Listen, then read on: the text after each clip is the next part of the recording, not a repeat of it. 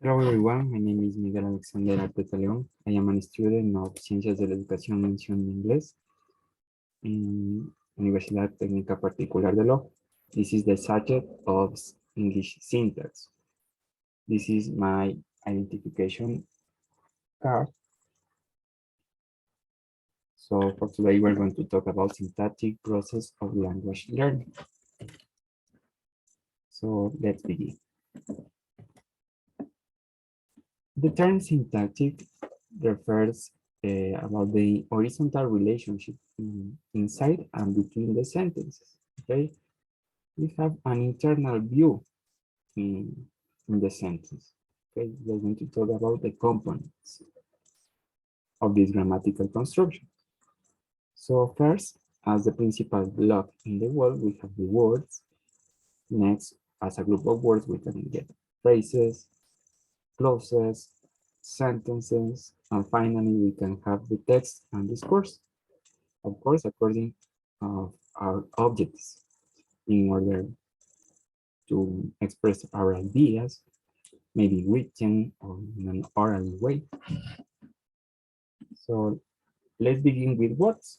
In this case, we have two big groups of words. Next, first we have lexical, that function as content words, and then we have the function or grammatical words.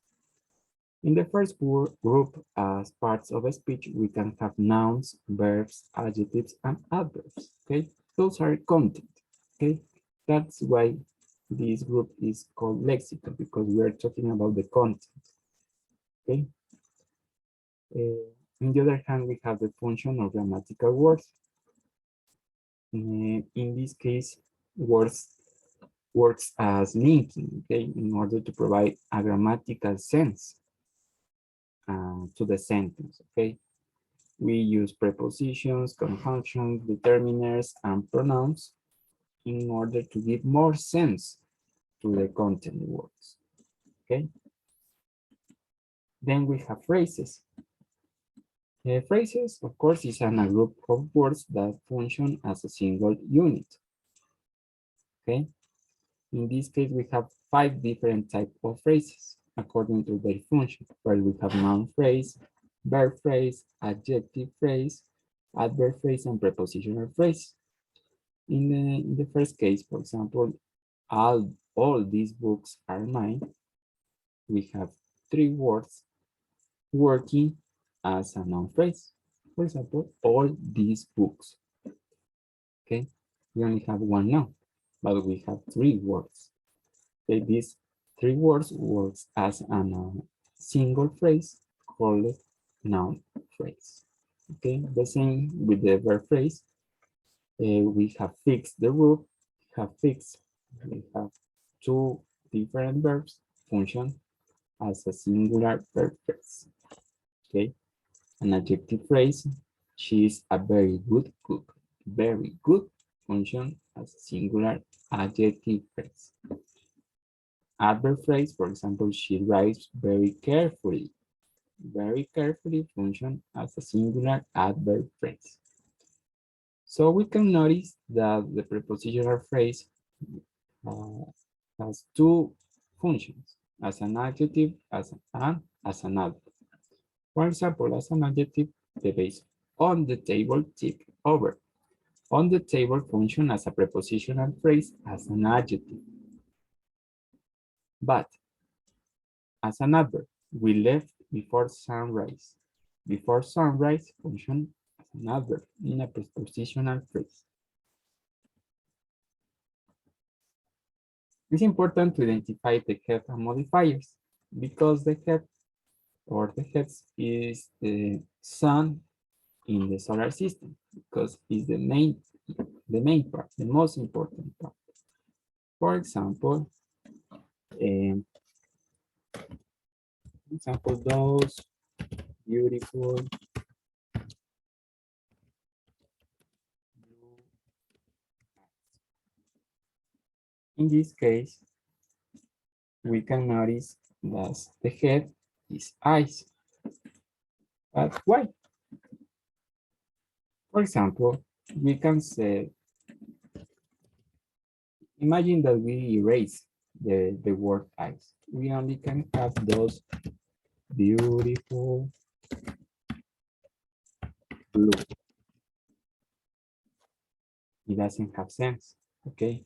That's the reason why eyes is the head, okay? Because it's the most important part in this clause, okay? Because without eyes, we don't have sense in the sentence.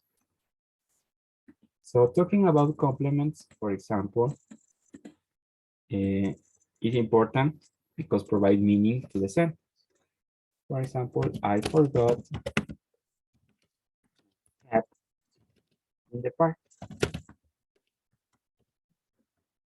In the park function as a complement, but it is important to mention the place where I forgot the cat in order to go to find it. Okay, but in adjuncts is optional because provide further details to the clause. For example, I love to play the guitar every day. For example, every day function as an adjunct because it's an extra information. Okay, the most important part is I love to play the guitar. Every day is optional. So let's continue with the other parts. For example, uh,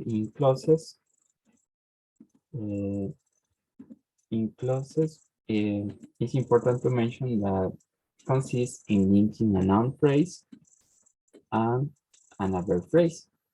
Okay, that works as a predicate and as a complement.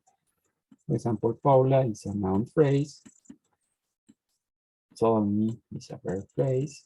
Her secret is a complement. In this case, David's son, the noun phrase, learns to play is the verb phrase. Soccer is the complement. Okay, this is a clause because we are linking two phrases, the noun phrase and the verb phrase, in order to have sense. Okay, in the grammatical construction. Finally, we have the sentence. Okay, the sentence is important to mention that we have three different groups according to their components. In this case, we have simple. Why is simple? Simple is when we have only one main clause. For example, in this case, let me check this color. Freddy enjoys playing the guitar. Playing the guitar is the main clause. We only have one main clause. Every day is an adjunct. Okay, we only identify one main clause. Okay, so let's see the another group. For example, in this group, the complex, we have one main clause linking by a subordinating conjunction and a subordinated clause. For example, Fanny called me after getting home. Fanny called me is the main clause. After is the subordinating conjunction, and getting home is the subordinating clause or dependent clause. Finally, we have the compound. In this case, we have two main clauses. Okay. In the first case, for example, Anna will study in Quito, and is a conjunction. I will study in Guayaquil is another main clause. The conjunction, we have different types. Okay, different examples. For example, and, or, we can have nor, also we can have but, and another.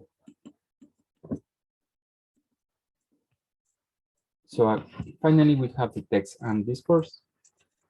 So we can use the different type of sentence according our objectives in order to build a text or maybe a discourse. So first we have the text. The text is a sequence of utterances used to write newspapers, essays, poems, and other types of written non-interactive productions. Non-interactive. That is the main difference between the discourse, because in the discourse is a sequence of utterances written, but mainly oral, used to provide a speech or have conversations or any type of interactive communication.